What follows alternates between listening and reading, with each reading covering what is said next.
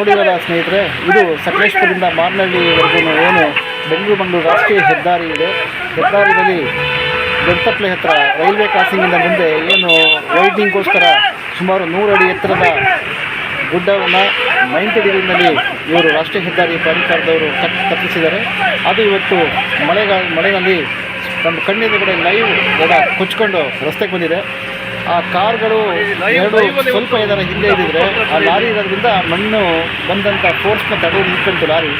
ಕಾರ್ಗಳು ಇದ್ದರೆ ಕಾರು ಕೊಚ್ಚಿ ಕೆಳಗಡೆ ಹೋಗ್ತಾ ಇದ್ವು. ಆಂಕೋಲದಲ್ಲಿ ಏನಾಗಿದೆ ಅದೇ ರೀತಿಯಾದಂಥ ಒಂದು ದುರ್ಘಟನೆ ಇಲ್ಲೂ ಆಗ್ತಾ ಇತ್ತು. ಇದು ನೋಡಿ ಮಣ್ಣು ಮತ್ತೆ ಬಂದು ಕುಸಿತಲೇ ಇದೆ. ನೋಡ್ತಾ ಇರ್ಬೋದು.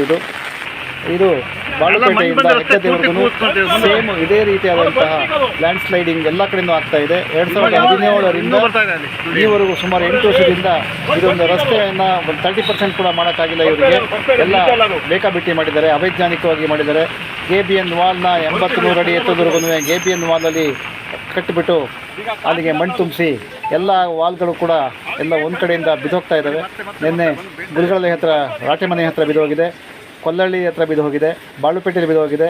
ಅಷ್ಟೇ ಅಲ್ಲ, ಇಲ್ಲಿ ಎತ್ತಿನಹಳ್ಳದಿಂದ ಹಿಂದೆ ಕೆಸಕನಹಳ್ಳಿ ಹತ್ರ ಕೂಡ ಅವರು ವಿಜಯಶಂಕರ್ ಮತ್ತು ಜಾಗದಲ್ಲಿ ಕೂಡ ಎಲ್ಲ ಕುಸಿತು ಅವರ ಕಾಫಿ ತೋಟಕ್ಕೆ ಕಲ್ಲು ಮಣ್ಣು ಎಲ್ಲ ಕೊಚ್ಚೋಗಿದೆ.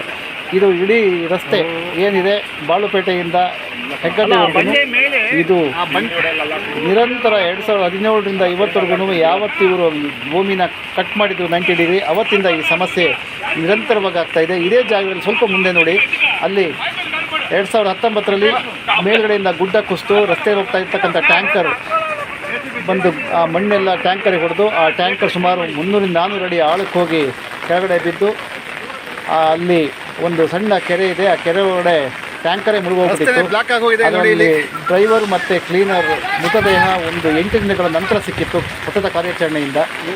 ಇಷ್ಟೇ ಅಲ್ಲ, ಇಲ್ಲಿ ಪ್ರತಿ ಮಳೆಗಾಲದಲ್ಲಿ ಗಂಟೆಗಟ್ಟಲೆ ದಿನಗಟ್ಟಲೆ 24/7 ಕೆಲವು ಸಮಯದಲ್ಲಿ ರಸ್ತೆ ಬಂದಾಗಿದೆ. ರಸ್ತೆ ಬಂದಾಗಿ ಬೇರೆ ಬೇರೆ ಮಾರ್ಗದ ಮೂಲಕ ಹೋಗುವಂಥ ಈ ಅವ್ಯವಸ್ಥೆಗೆಲ್ಲ ಕಾರಣ ರಾಷ್ಟ್ರೀಯ ಹೆದ್ದಾರಿ ಪ್ರಾಧಿಕಾರ ಹಾಗೂ ಏನು ಚತುಷ್ಪಥ ಕಾಮಗಾರಿ ಮಾಡ್ತಾ ಇರ್ತಕ್ಕಂತಹ ರಾಜ್ಕಮಲ್ ಕಂಪನಿ ಇದಕ್ಕೆ ನೇರ ಹೊಣೆ.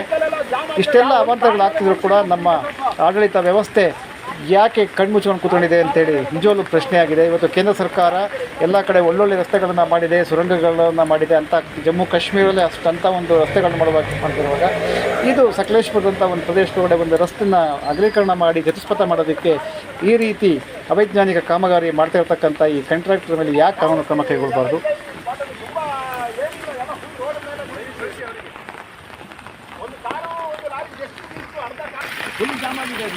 ತುರ್ತು ಕ್ರಮ ಕೈಗೊಳ್ಳಿ. ಓಕೆ ಏನು ಫೋನ್ ಮಾಡ್ರಿ, ಫೋನ್ ಮಾಡ್ತಿದ್ದಿಲ್ಲ.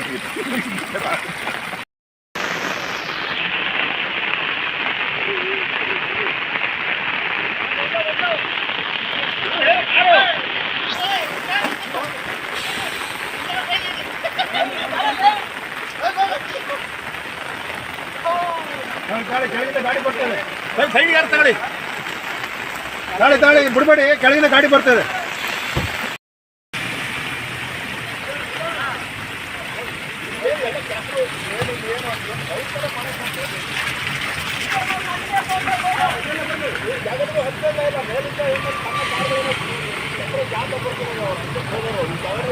ಜಾಗ